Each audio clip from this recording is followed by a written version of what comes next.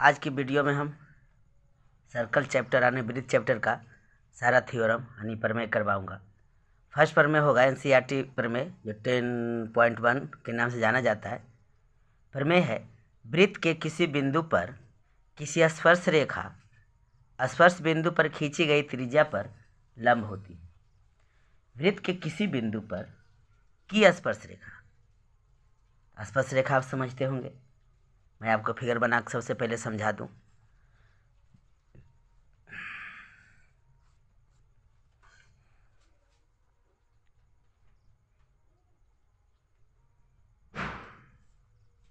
एक वृत्त है जिसका सेंटर यानी केंद्र O है।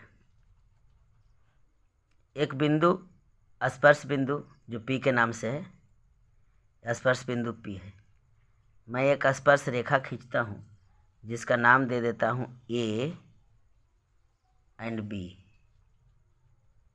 राइट।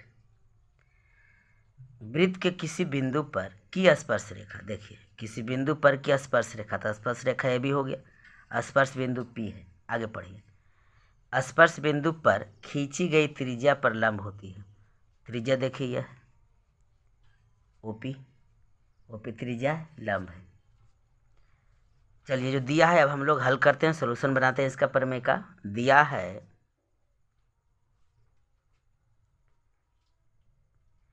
एक वृत्त जिसका केंद्र क्या है, O है। एक वृत्त जिसका केंद्र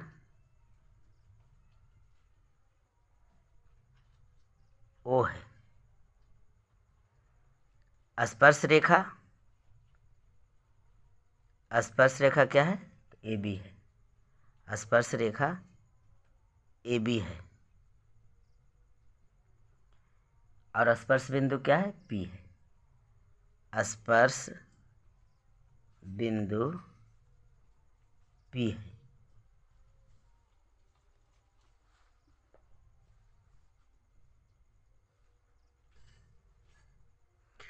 OP क्या हो गया, त्रिज्या हो गया। OP स्पर्श बिंदु P से खींची गई वृत्त की त्रिज्या है।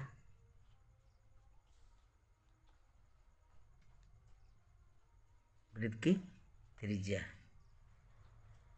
तो हमें सिद्ध करना है कि OP परपेंडिकुलर AB। यही तो कहा था कि त्रिज्या जो है वह स्पर्श रेखा पर क्या है, लंब होगी। यही सिद्ध करना है। चलिए कुछ रचना करते हैं। उसके बाद रचना में हम लोग बना लेते हैं, कोई बिंदु Q ले लेते हैं बाहर में और इसको मिला लेते हैं।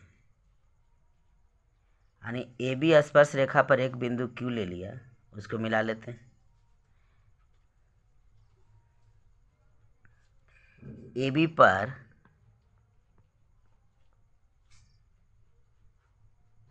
एक बिंदु Q लेकर मिलाया, रचना हो गई। प्रमाण में चलते हैं। प्रमाण, चूंकि स्पर्श रेखा AB पर Q एक बिंदु है जो स्पर्श बिंदु P के अतिरिक्त है। यानी P के अलावा एक बिंदु मैंने और लिया जो वृत्त के बाहर है। बिंदु Q मैंने वृत्त के बाहर लिया। अब छोटी सी बात इसको समझ लीजिए, किसी खास बिंदु से किसी खास पॉइंट पे या रेखा पर खींची गई जो लंब होती है वही शॉर्टेस्ट पाथ होता है। यही आपको सिद्ध करना है। लंब वही होगी जो शॉर्टेस्ट पाथ होगा। ए बी पर कहीं भी आप बिंदु लें, पी के अतिरिक्त कहीं भी आप ले लें, सबसे छोटा होगा वही लंब होगा। बड़ा हो गया तो वह लंब नहीं होगा। सिर्फ तो ही करना है कि वह एक लंब है। अब यहाँ पर हम एक बिंदु को और समझेंगे।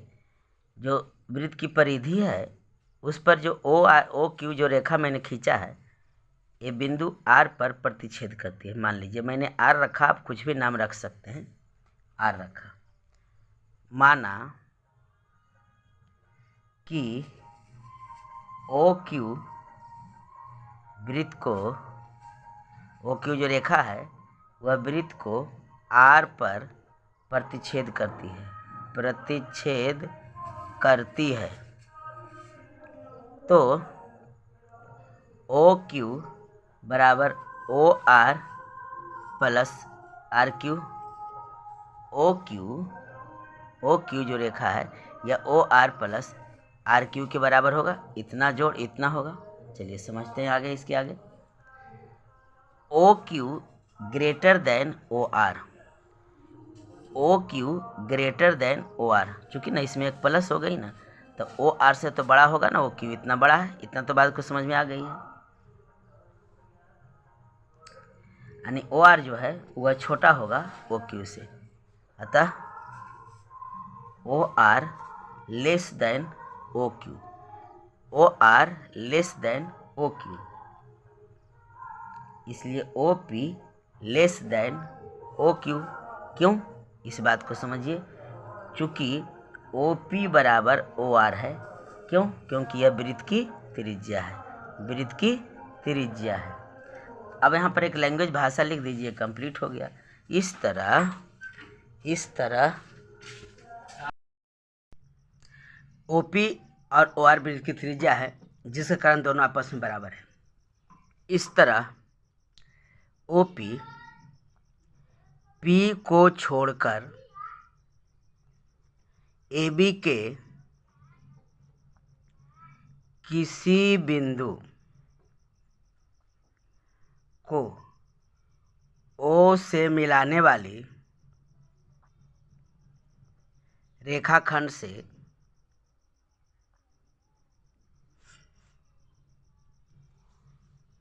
छोटी है। अर्थात ओ पी ओ और ए बी के बीच की सबसे छोटी यानी लघुत्तम दूरी है।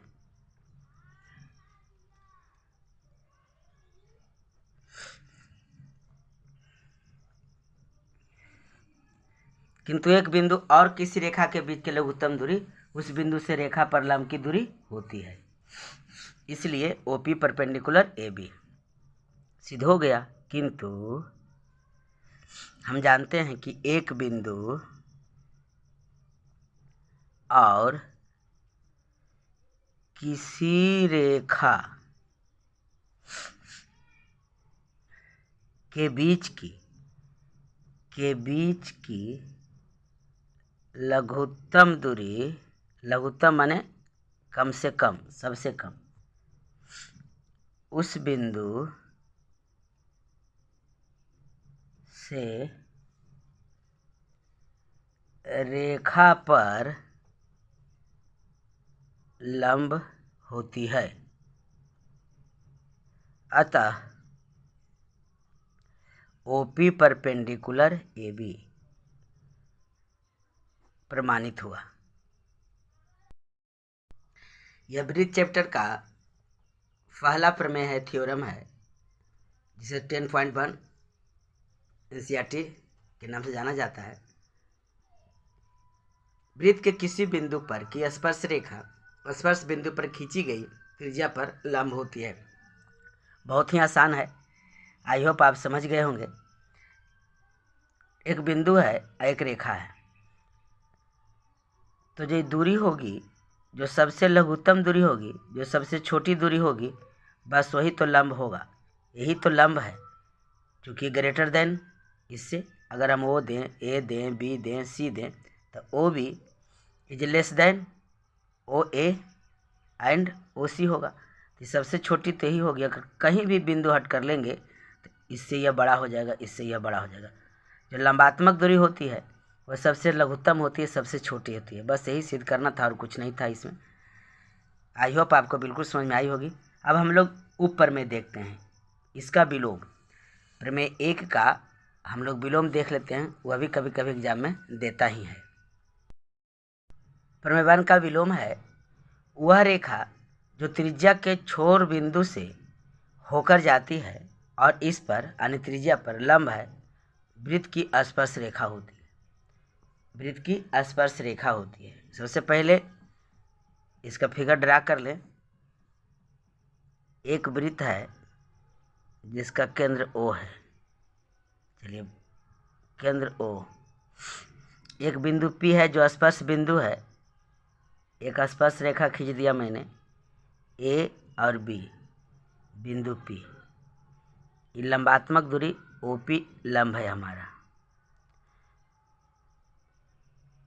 वह रेखा जो त्रिज्या के छोर से होकर जाती है, त्रिज्या के छोर से होकर जाती है, यहाँ से यहाँ तक त्रिज्या होगी, छोर से होकर जाती है, इस पर त्रिज्या लंब है। और ये क्या है? लंब है।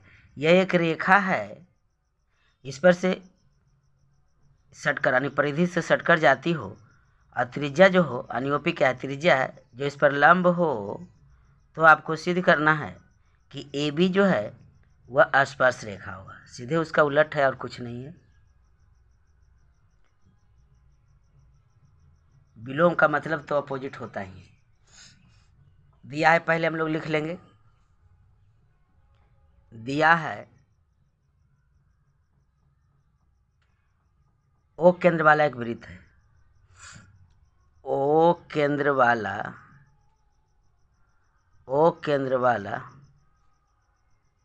एक वृत्त है जिसकी त्रिज्या OP है। त्रिज्या बराबर OP। AB P से जाने वाली एक रेखा है। AB बिंदु P से होकर जाने वाली एक रेखा है। इस प्रकार, और इस प्रकार है कि AB परपेंडिकुलर OP, ये हमारा गिवन है। ये तो ऊपर में कहना है, ये लंब है AB पर, AB जो है वह OP पर लंब है। सिद्ध करना है AB बिंदु P पर वृत्त की स्पर्श रेखा है। बिंदु P पर स्पर्श रेखा है। कुछ रचना करना होगा। रचना कंस्ट्रक्ट कर लेते हैं। पर मैं एक की तरह ही एक बिंदु Q लेते हैं AB पर, एक बिंदु Q ले लिया AB पर, और OQ को मिला लिया, OQ को मिला लिया।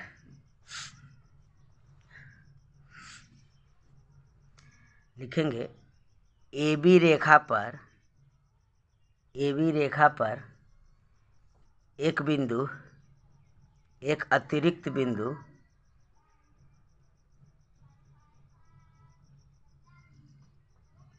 P लिया, Q लिया, एक बिंदु Q लिया, एक बिंदु Q है, Q लिया जो P के अतिरिक्त है। AB रेखा पर एक अतिरिक्त बिंदु यानी P के अतिरिक्त, AB रेखा पर P के अतिरिक्त लिख देते हैं यहाँ पर, P के अतिरिक्त बिंदु Q लिया। AB रेखा पर P के अतिरिक्त बिंदु क्यू लिया। ऐसे भी लिख सकते हैं, पी तो है ही पहले से, हमने क्यू एक बिंदु लिया और ओ क्यू को मिलाया। अब प्रमाण इसके बाद लिखना होता है। प्रमाण में हम जानते हैं कि एक बिंदु की किसी रेखा से लंब दूरी बिंदु और रेखा के बीच की न्यूनतम दूरी होती है। हम जानते हैं कि एक बिंदु की किसी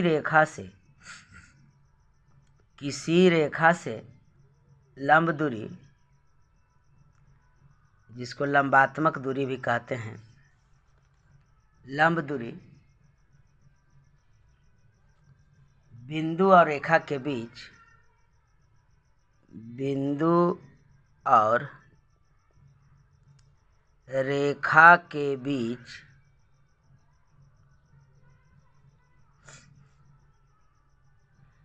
की न्यूनतम दूरी होती है। न्यूनतम दूरी होती है। चूंकि ओपी एबी पर परपेंडिकुलर है। इसको ऐसा लिख देता हूं मैं ताकि आप कन्फ्यूजन फंसिएगा। ओपी जो है परपेंडिकुलर है एबी पर, ठीक है। ओपी परपेंडिकुलर एबी, चूंकि ओपी एबी पर परपेंडिकुलर है यानी लंब है, चूंकि ओपी ओ और एबी के बीच की न्यूनतम दूरी है, इसलिए ओपी जो है वह छोटा होगा ओ क्यू से। जाहिर सी बात है, ओपी जो है छोटा होगा ओ क्यू से, क्योंकि ये तो दूरी बड़ी हो गई ना।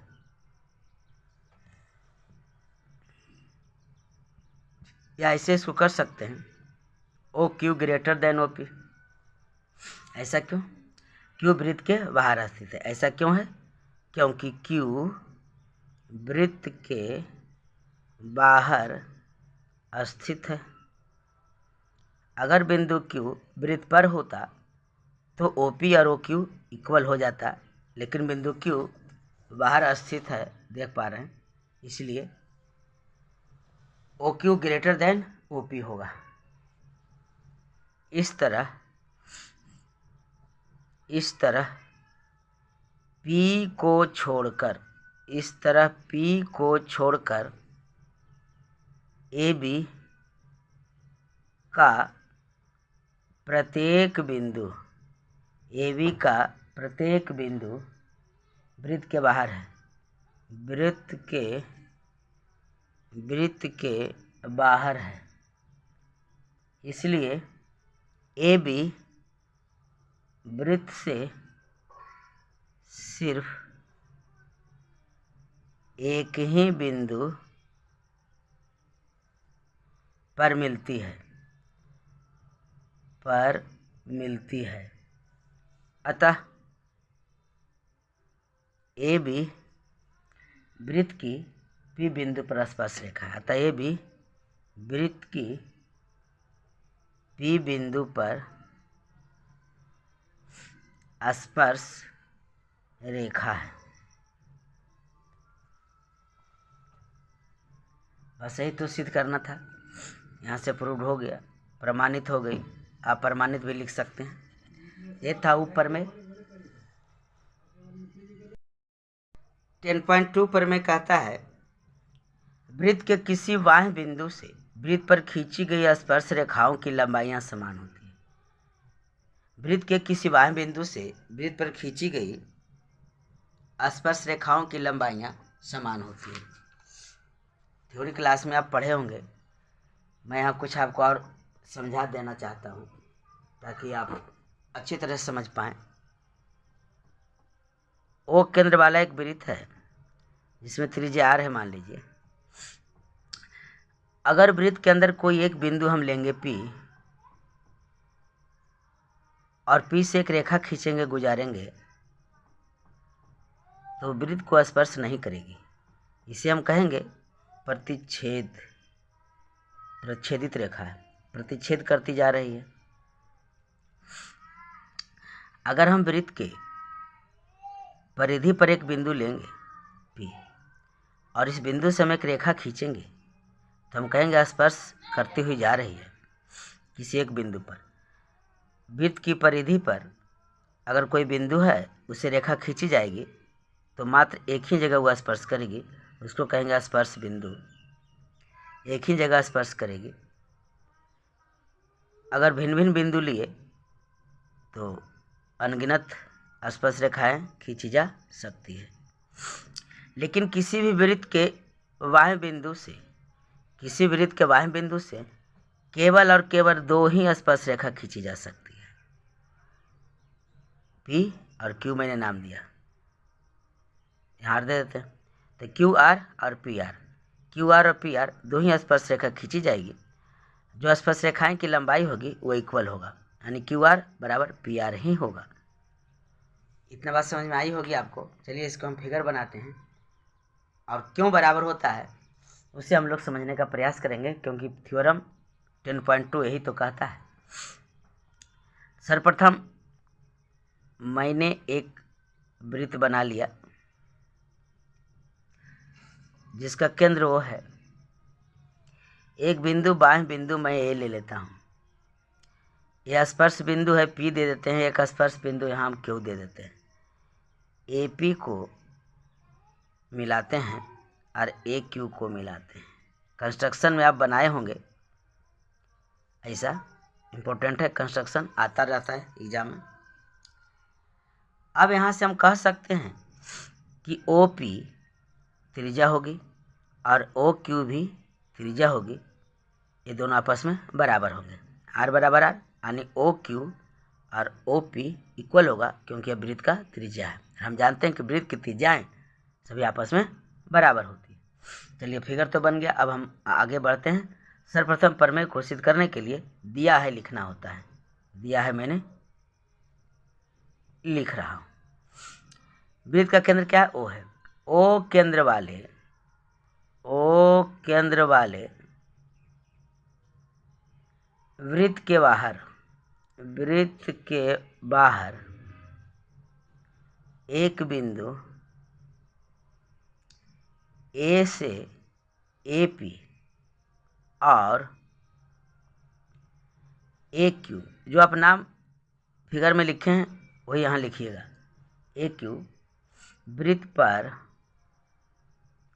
दो स्पर्श रेखाएं हैं, तो हमें सिद्ध करना है कि AP बराबर AQ, यही तो स्पर्श रेखा है। AP बराबर AQ, यही हमें सिद्ध करना है। अब प्रमाण से हम लोग आगे चलेंगे। प्रमाण, P पर AP एक स्पर्श रेखा है। बिंदु P पर AP एक स्पर्श रेखा है और OP वृत्त की त्रिज्या है। OP वृत्त की त्रिज्या है जो P से जाती है, यानी P की ओर जाती है। इसलिए OP परपेंडिकुलर AP होगा। यहाँ पर लंब डला जाता है, 90 डिग्री बनता है, भी याद रखिए। स्पर्श बिंदु के पास त्रिज्या से स्पर्श रेखा के बीच 90 डिग्री का कोण बनता है। इसी तरह OQ भी AQ पर परपेंडिकुलर होगा, क्योंकि बिंदु Q पर AQ एक स्पर्श रेखा है। और ओ क्यू वृत्त की त्रिज्या है, तो O Q perpendicular A Q. अब हम लोग त्रिभुज ओ पी ए और त्रिभुज ओ क्यू ए को ध्यान से देखते हैं तो हमें क्या मिलेगा। ओ पी ए जब हम इसे मिला देंगे तो थोड़ा सा यहाँ हो गया रचना, थोड़ा सा यहाँ रचना लिख लेता हूँ प्रमाण के पहले यहाँ से रचना, तो अच्छी बात होगी। यानी ओ ए को मिलाया, ओ ए को मिलाया तो त्रिभुज ओ ए पी यानी ये वाला त्रिभुज, और त्रिभुज ओ क्यू ओ ए वाला त्रिभुज, ये दोनों में चलते हैं 90 डिग्री 90 डिग्री, ए रहा कॉमन 90 डिग्री 90 डिग्री, ए रहा कॉमन, ए है आपका त्रिज्या, तो सर्वांग सम हो जाएंगे साइड एंगल साइड से, या RHS भी कर सकते हैं। Right angle hypotenuse side, right angle hypotenuse side, क्योंकि राइट एंगल के सामने की भुजा हिपोटेनस होती है, तो जो ए ओ है वह हिपोटेनस हो गया, एक आधार हो गई और एक लंब हो गया। ओ पी क्या है, लंब है, तो RHS से भी ये दोनों क्या हो जाएंगे, सर्वांगसम हो जाएंगे। जब दोनों सर्वांगसम हो जाएंगे तो कहेंगे CPCT से दोनों क्या आपस में बराबर हो जाएंगे। यह भी हम कह सकते हैं, पाइथागोरस पर में भी लगा सकते हैं, पाइथागोरस पर में भी लगा सकते हैं, क्यों नहीं लगाएंगे, दोनों तरह से बनेगा। चलिए तो ये दोनों को हम लोग सर्वांगसम करते हैं पहले, तो OP बराबर ओ क्यू, ये क्या है, वृत्त की त्रिज्या है, वृत्त की त्रिज्या है,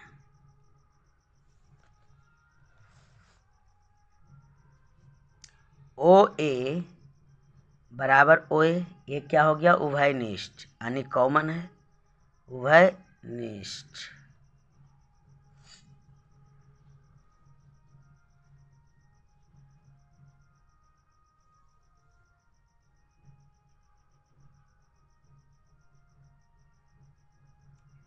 एक एंगल ले लेंगे 90 डिग्री, या तो इसी से भी हो जाएगा, तो हो गया सर्वांगसम, RHS से तो हो गया, राइट एंगल हिपोटेनस है, RHS से आपका हो जाएगा, कह भी सकते हैं एंगल APR बराबर एंगल AQ, ओहो आर लिख दिए, ओ लिखना है ना, APO लिखना होगा, और एंगल AQO लिखना होगा, 90 डिग्री बीच में आना चाहिए, P की जगह 90 डिग्री और Q की जगह 90 डिग्री है, P की जगह 90 है और Q की जगह 90 है, लिख सकते हैं 90 डिग्री। इसीलिए त्रिभुज OPA सर्वांगसम है त्रिभुज OQA के RHS से, ठीक। अतः AP बराबर AQ CPCT से आ जाएंगे, जिसका अर्थ होता है corresponding part of congruence triangle, corresponding part of congruence triangle. हमें तो सिद्ध करना था कि AP बराबर AQ, AP बराबर AQ, यहाँ से हमारा हो गया प्रूफ। अगर यहाँ से आप ध्यान से देखें तो आप ऐसा सर्वांगसम न करके, इस पार्ट को इतना ना करके आप क्या कर सकते हैं, पाइथागोरस प्रमेय का प्रयोग कर सकते हैं। पाइथागोरस प्रमेय का प्रयोग कर सकते हैं तो मैं वह भी आपको समझा देता हूँ।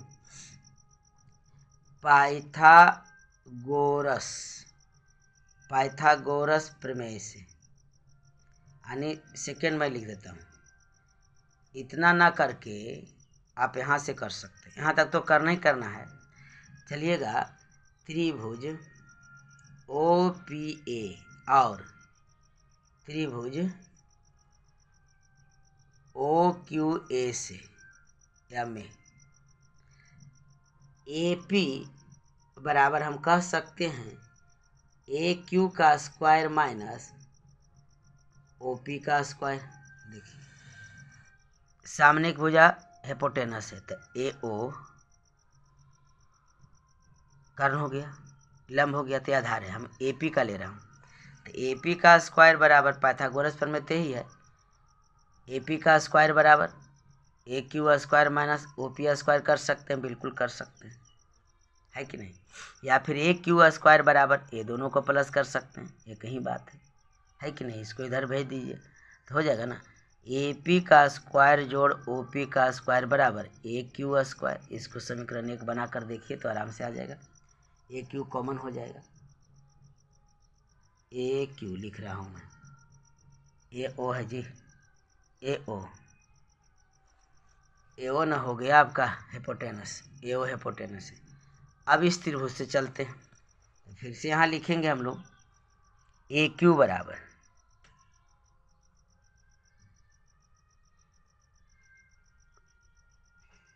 ए ओ हमारा हिपोटेनस है, उसका स्क्वायर बराबर हो जाएगा ए क्यू का स्क्वायर और जोड़ ओ क्यू का स्क्वायर। इसको समीकरण 2 अभी मत बनाइए, जरा ध्यान दीजिए। हम ओ क्यू को ओ पी लिख सकते हैं, ए क्यू स्क्वायर जोड़ ओ पी स्क्वायर लिख सकते हैं। क्यों लिखा जाएगा मैं आपको ये बता दूं, ए ओ स्क्वायर, ए ओ स्क्वायर यहाँ आप कर सकते हैं कि दोनों त्रिज्या है, यानी ओ पी बराबर ओ क्यू क्या है तो त्रिज्या है वृत्त का, जिसके कारण ये दोनों आपस में बराबर हैं। तब समीकरण 1 और 2 को देखिए तो ए ओ स्क्वायर, यहाँ क्या देख रहे हैं, ओ पी स्क्वायर कट गया, इसका मतलब क्या हो गया, ए पी स्क्वायर बराबर ए क्यू स्क्वायर होगा ना। ये समीकरण दोनों में देख रहे हैं तो समीकरण 1 2 से दोनों आपस में बराबर है, तो इतना बराबर इतना कर सकते हैं ना।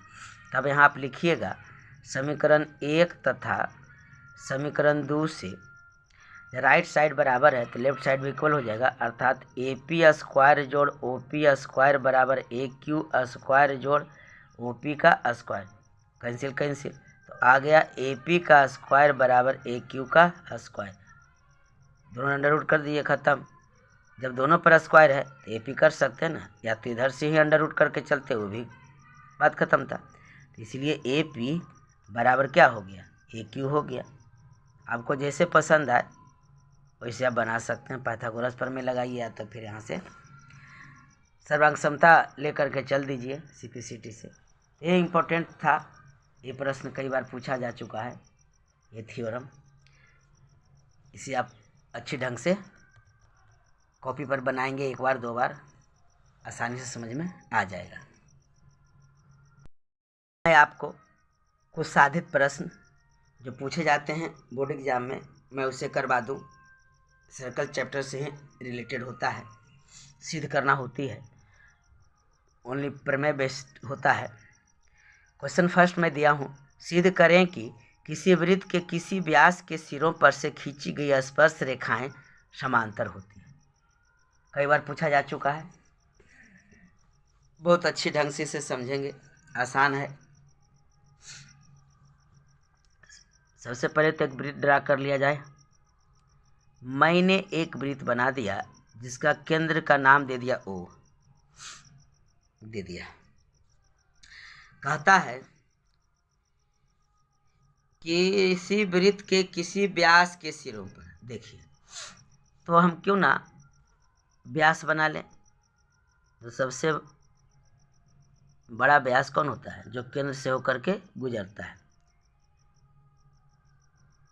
यह एक जीवा ही है। परिधि के 2 बिंदु लो और उसको जोड़ो तो क्या हो जाएगा, वह जीवा होगी। लेकिन सबसे बड़ी जीवा कौन होता है, व्यास, जो केंद्र से होकर के गुजरता है। मैंने इसका कोई नाम दे देता हूँ, चलिए मैंने ए बी दे दिया, केंद्र बिंदु वो है। और क्या कह रहा है, स्पर्श रेखा, यानी ए से एक स्पर्श और एक बी से स्पर्श रेखा खींच लेते हैं। चलिए मैंने एक स्पर्श रेखा खींचा, यहाँ से हम इसको दे दिए सी डी नाम, बी बिंदु से एक स्पर्श रेखा खींच दिए, जिसको नाम दे दिया मैंने EF। चलिए फिगर तो ड्रा हो गया जी। अब हम लोग दिया है, सिद्ध करना है, प्रमाण लेकर चल देंगे, काम खत्म। फिगर तो बन गया, सॉल्यूशन देख लीजिए। हल दिया है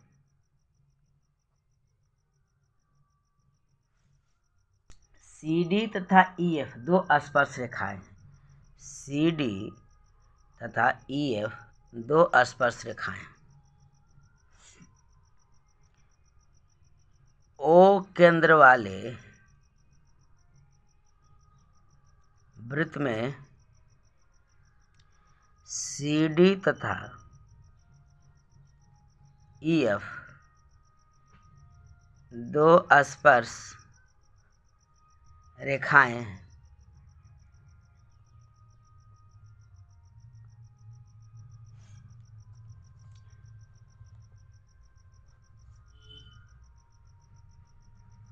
जो क्रमशः बिंदु A और B पर मिलती है। A और क्रमशः का अर्थ हो गया CD A पर, EF B पर। A और B पर खींची गई है या मिलती है, कुछ भी लिख सकते हैं, खींची गई है। तो हमें सिद्ध करना है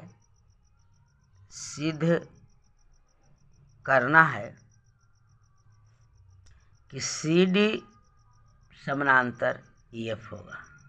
CD समानांतर EF होगा। कुछ नहीं है, बीच की लंबात्मक दूरी यानी सेंटर से दूरी आपको बराबर कर दीजिएगी, तब पैरेलल हो जाएगा। चलते हैं प्रमाण। चूंकि CD वृत्त के बिंदु A पर स्पर्श रेखा है, इसीलिए कोण BAD बराबर क्या होगा, 90 डिग्री।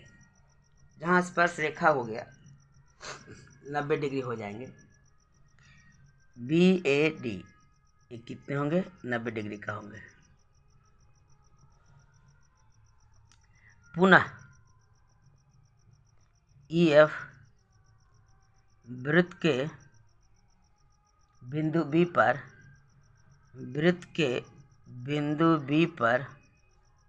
स्पर्श रेखा है, इसलिए कोण ABE बराबर भी क्या हो जाएगा आपको, 90 डिग्री। इस तरह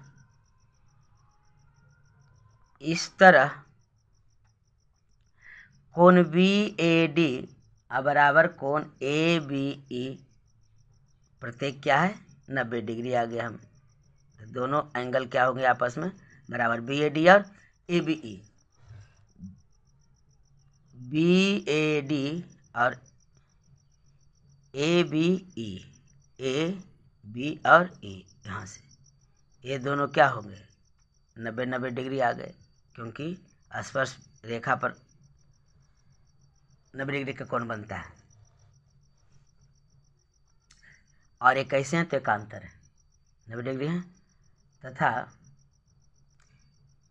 ये दोनों कोण एकांतर है। एकांतर अंतः कोण है। और जब एकांतर अंतः कोण बराबर होते हैं जी, तो क्या होता है, 8 क्लास में पढ़े होंगे, जब एकांतर अंतः कोण इक्वल हो तो दोनों जो रेखाएं होगी वो आपस में क्या होगी, पैरेलल होगी, समानांतर होगी। हो गया प्रमाणित आराम से। एक का अंतर देखिए, ये रेखा एक रेखा है ना, इसके अंदर 1 भाग 2 भाग 3 भाग 4 भाग, इधर से चलिए आप, तो एक का अंतर यानी एक का अंतर, एक को छोड़ के आया, इधर से भी चलिए तो एक को छोड़ के आया, तो अंतः का अंतर कोण यहाँ 90 जब ले आए हम, तो अंतः का अंतर कोण है और बराबर है। इसका मतलब CD और EF क्या होगा, समानांतर होगा। बिल्कुल। हम लोग दूसरा क्वेश्चन को देखते हैं। प्रश्न सेकंड है, प्रश्न 2, सिद्ध करें कि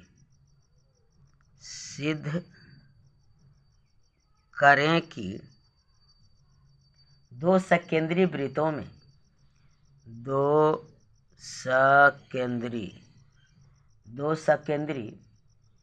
वृत्तों में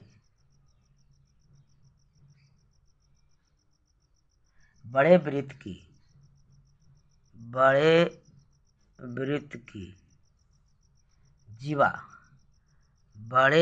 की जीवा जो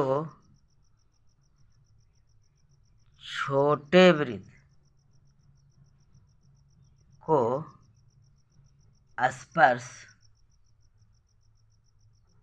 करती है वह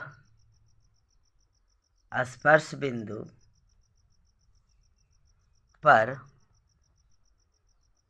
समद्विभाजित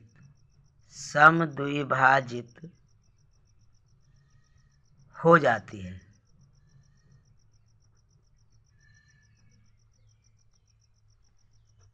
चलिए प्रश्न को फिर से एक बार समझा जाए। सिद्ध करें कि दो सकेंद्री वृत्त का अर्थ ही हो गया कि केंद्र एक हो और भिन्न भिन्न त्रिज्या वाला वृत्त खींचे गए। जब केंद्र एक है, मैंने 2 सेंटीमीटर त्रिज्या वाला एक वृत्त खींच लिया और यही केंद्र से मैंने 3 या 4 cm वाला एक वृत्त खींच लिया, तो सकेंद्री वृत्त कहते हैं इसको। केंद्र सेम हो, 2 सकेंद्री वृत्तों से एक बड़ा वृत्त हो गया, छोटा हो गया। जीवा जो छोटे वृत्त को स्पर्श करती है वह स्पर्श बिंदु पर समद्विभाजित हो जाती है। पहले फिगर बना लीजिए, उसका बिल्कुल आसान से बनेगा।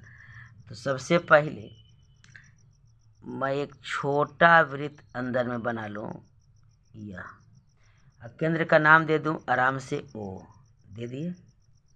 एक बड़ा वृत्त बना लेते हैं, केंद्र वही है, त्रिज्या डिफरेंस है। चलिए बड़ा वृत्त हो गया। यहाँ एक बिंदु है, इससे स्पर्श रेखा अगर खींचते हैं, यह देखिए इससे स्पर्श रेखा खींचा मैंने, इसका कुछ नाम दे देते हैं ए और बी। अरे बिंदु कुछ दे देते हैं, पी दे देते हैं, स्पर्श बिंदु पी हो गया। यहाँ ड्रा कर लेते हैं। तो कह रहा है कि ए पी बराबर बी पी, यानी पी भी कह सकते हैं या बी पी कह सकते हैं।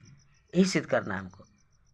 स्पर्श करती है, छोटे वृत्त को स्पर्श करती है बिंदु, वह स्पर्श बिंदु इस जीवा को जो ए बी है उसको समद्विभाजित करती है। ए बी क्या है? बड़े वृत्त की जीवा है। देखिए जीवा किसको कहते हैं? परिधि पर 2 बिंदु है, उन दोनों बिंदुओं को मिलाएंगे तो इस रेखाखंड को हम जीवा कहते हैं। क्या कहते हैं? जीवा। तो सबसे बड़ी जीवा जो होती है वह केंद्र से होकर के गुजरता है, जिसको हम व्यास कहते हैं। सबसे बड़ी जीवा है, सबसे बड़ी जीवा ही तो व्यास कहलाता है जी। आप समझे होंगे, क्लास 8 से ही ये सब बात समझ में आनी चाहिए। सबसे बड़ी जीवा ही व्यास कहलाता है। तो फिगर तो आपका ऑलरेडी बना दिया मैंने, इसे कैंसिल कर देता हूँ। अब हल करता हूँ।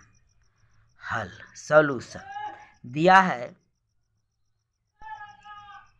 है 2 सकेंद्री वृत्त, चलिए एक वृत्त को C1 एगो C2 कर सकते हैं, नहीं भी कीजिए, क्या दिक्कत है। 2 सकेंद्री वृत्त जिसका केंद्र O है ना? जिसका केंद्र क्या है? O है।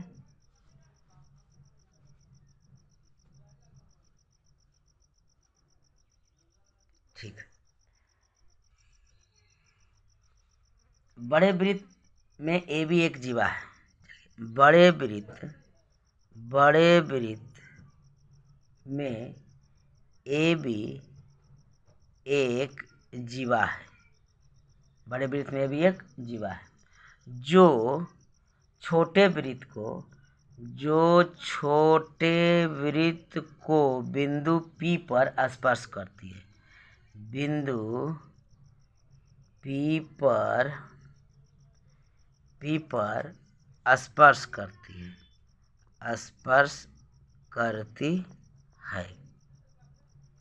राइट। तो हमें सिद्ध करना है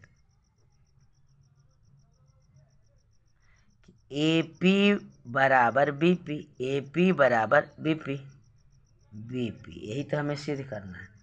चलिए अब यहाँ से हम प्रमाण ले लेते हैं। प्रमाण, चूंकि AB छोटे वृत्त के P बिंदु पर स्पर्श रेखा है, चूंकि AB छोटे वृत्त के बिंदु P पर स्पर्श करती है, यानी स्पर्श रेखा है, स्पर्श रेखा है। आरोपी त्रिज्या है, आरोपी क्या है, तथा OP वृत्त की त्रिज्या है, OP वृत्त की त्रिज्या है, जो P से होकर जाती है, जो P से होकर जाती है, या P को जाती है, P तरफ, इन त्रिज्या है, OP त्रिज्या है।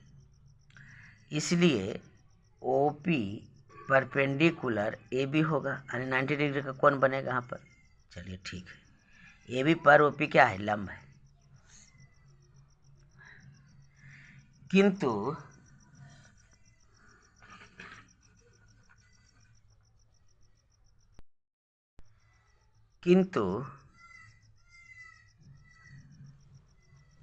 वृत्त के केंद्र से जीवा पर खींचा गया लंब, किंतु वृत्त के केंद्र से जीवा पर खींचा गया लंब वृत्त की जीवा को समद्विभाजित करती है। वृत्त की जीवा को समद्विभाजित करती है। इसलिए OP AB को समद्विभाजित करती है या करेगी। अतः समद्विभाजित मतलब क्या होगा, बराबर बराबर बांटना।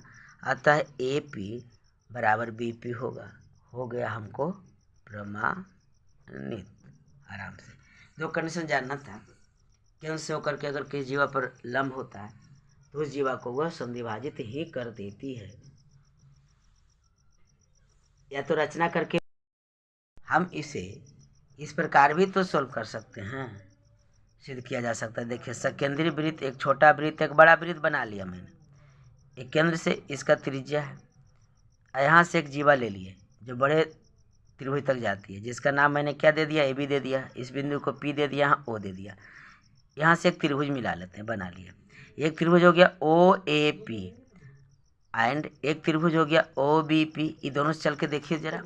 OP बराबर OP जो हमारा हो गया क्या, उभयनिष्ठ हो गया, कॉमन हो गया ना। चलिए 90 डिग्री 90 डिग्री, क्योंकि लंब है, यहाँ पर ये लंब है, परपेंडिकुलर है, लंब है। चलिए OA यहाँ से देख लीजिए तो OA अब बराबर OB कह सकते हैं, क्योंकि बड़े वृत्त की क्या है, त्रिज्या है। बड़े वृत्त की क्या है जी, तो त्रिज्या है बड़े वृत्त की। तो बड़े वृत्त की त्रिज्या है तो साइड साइड तो आ रहा है, यहाँ से एंगल हो गया कि नहीं हो गया, एंगल हो गया, एंगल हो गया 90 डिग्री। तो RHS बोलिए, या फिर कहिए ना साइड एंगल साइड से इक्वल हो गया। तो AP बराबर BP हम कह सकते हैं, AP बराबर BP, CP CT से, क्योंकि यहाँ हो गया था कॉन्ग्रुएंस, दोनों हो गया था, दोनों कॉन्ग्रुएंस हो गया था, सर्वांगसम हो गई थी। इस प्रकार भी हम लोग कर सकते हैं। अब नेक्स्ट क्वेश्चन को देखते हैं, सिद्ध करने वाला में से ही। नेक्स्ट प्रश्न, सिद्ध करें कि, ये प्रश्न तीसरा नंबर दे देते हैं। सिद्ध करें कि वृत्त की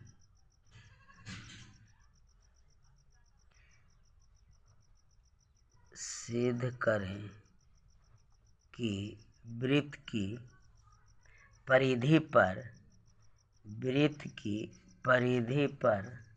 के किसी एक बिंदु से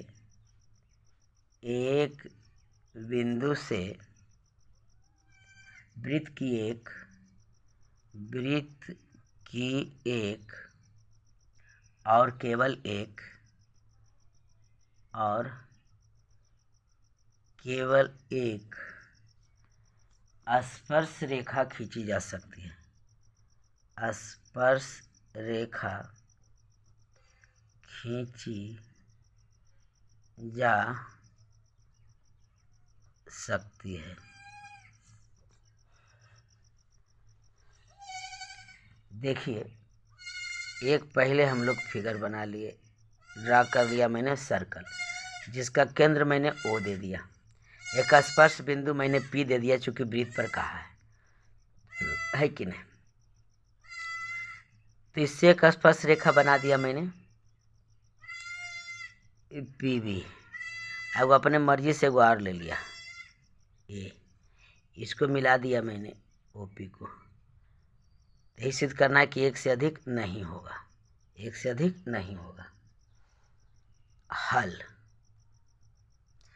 यदि संभव हो तो माना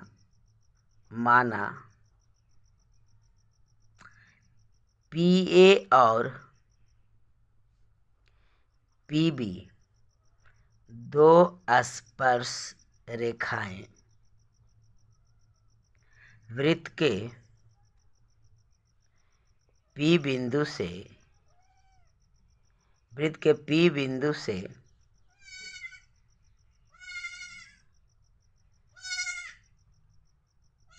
खींची गई है।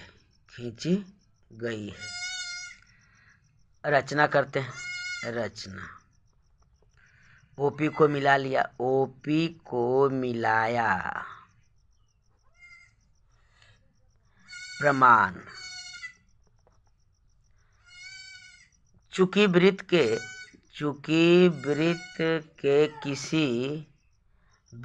किसी बिंदु पर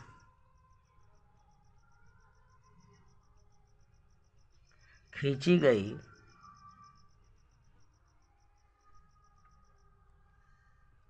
स्पर्श रेखा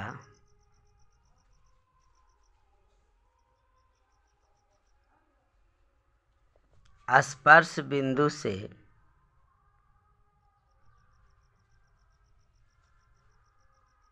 जाने वाली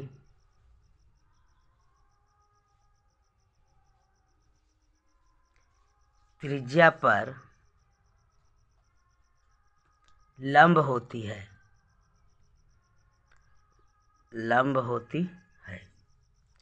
इसलिए OP परपेंडिकुलर PA और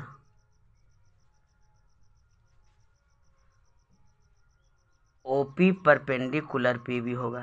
तस्वीर से आपको समझना होगा। OP परपेंडिकुलर PA और OP परपेंडिकुलर PB। कोण OPA बराबर 90 डिग्री और कोण OPB बराबर भी 90 डिग्री होगा। यानी OPA बराबर कोण OPB होगा। यह तभी संभव है, ये दोनों कैसे बराबर होगा? यह तभी संभव है जब PA और PB संपाती हो। संपाती का अर्थ होता है ओवरलैपिंग। संपाती का अर्थ होता है ओवरलैपिंग।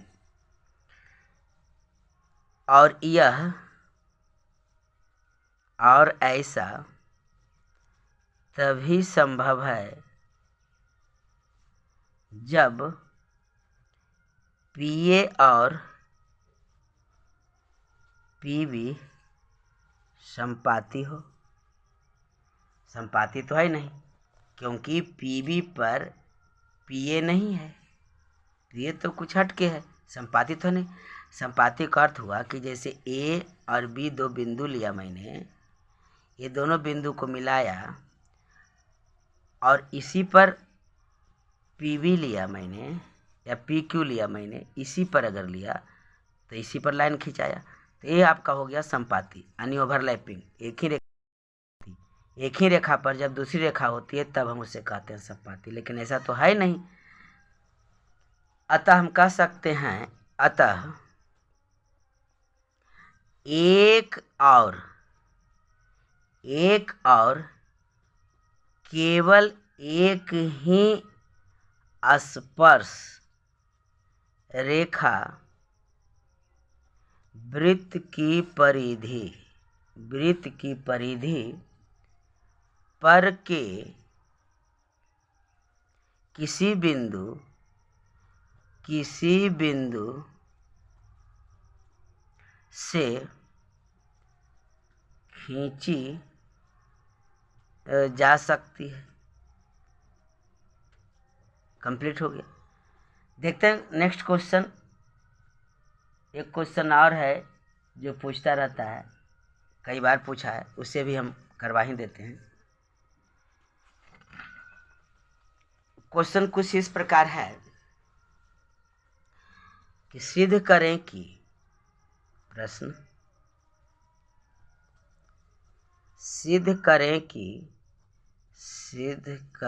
कि किसी बाह्य बिंदु से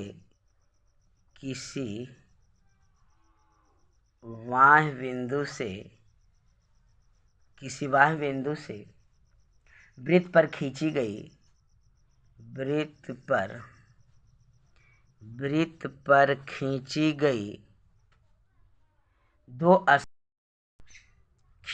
दो स्पर्श रेखाओं के बीच का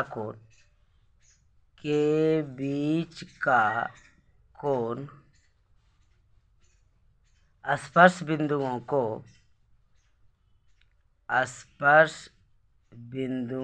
को मिलाने वाली रेखा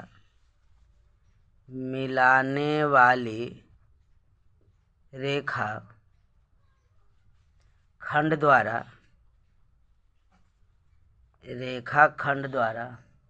वृत्त के केंद्र पर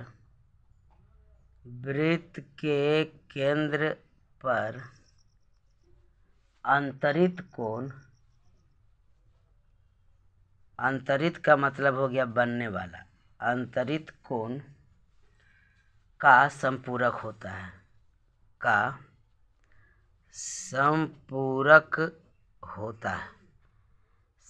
का अर्थ होता है दो कोणों का योगफल अगर 180 डिग्री हो तो वह संपूरक होता है, और दो कोणों का योगफल अगर 90 डिग्री हो तो वह पूरक कहलाते हैं। सबसे पहले प्रश्न को पढ़ते हुए फिगर को ड्रा करना चाहिए।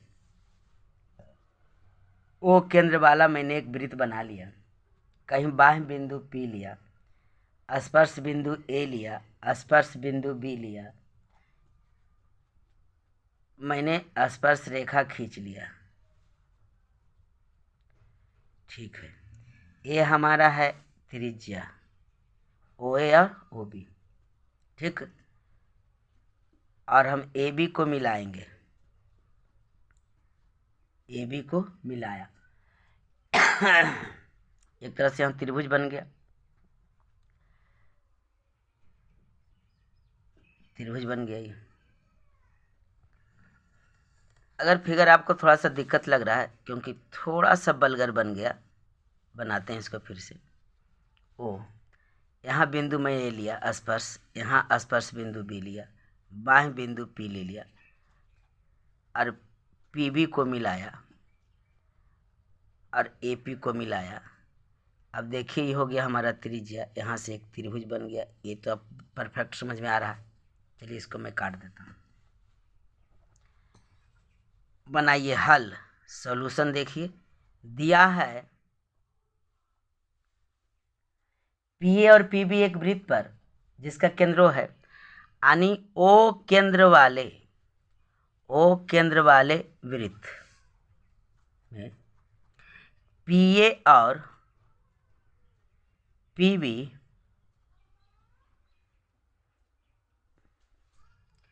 बिंदु P से खींची गई स्पर्श रेखा है। खींची गई स्पर्श रेखाएं हैं।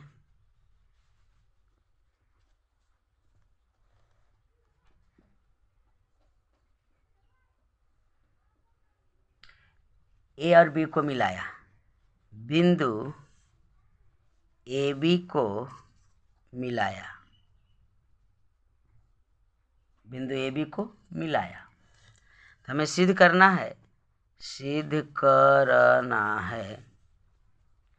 कोण ए पी बी प्लस कोण ए ओ बी बराबर 180 डिग्री, क्योंकि संपूरक कोण दो कोणों का योगफल अगर 180 डिग्री है तभी संपूरक कोण होता है।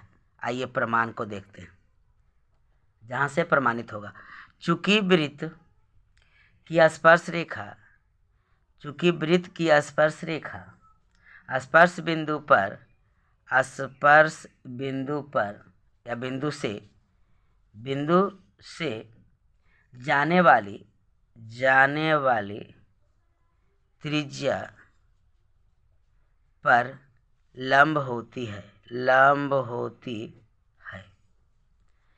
इसलिए पी ए परपेंडिकुलर ओ ए, तो आपको ओ ए पी बराबर कितना आ गया हमें 90 डिग्री। परपेंडिकुलर है तो 90 डिग्री होगा ही होगा। और P B perpendicular O B, तो यहाँ से ओ बी है तो यहाँ से हमारा हो गया कोण ओ बी पी बराबर भी 90 डिग्री हो गया। इसीलिए कोण ओ ए पी प्लस कोण ओ बी पी दोनों को जोड़ देते हैं, इसे और इसे जोड़ देते हैं। समीकरण भी बना सकते हैं, कोई दिक्कत नहीं। दोनों को जोड़ दिया तो कितना आ गया हमारा, तो आ गया 90 डिग्री और जोड़ 90 डिग्री बराबर हो गया 180 डिग्री।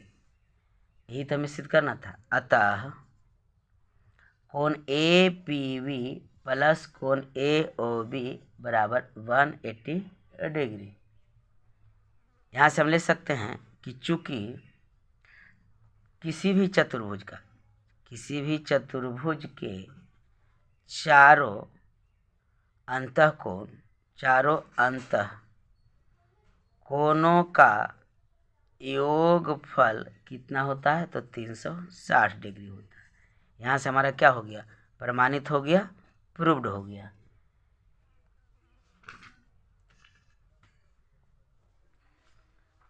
फिर मिलते हैं नेक्स्ट वीडियो में, क्योंकि इसमें और कुछ क्वेश्चन ऐसे हैं जो आपके एग्जाम में आते रहते हैं।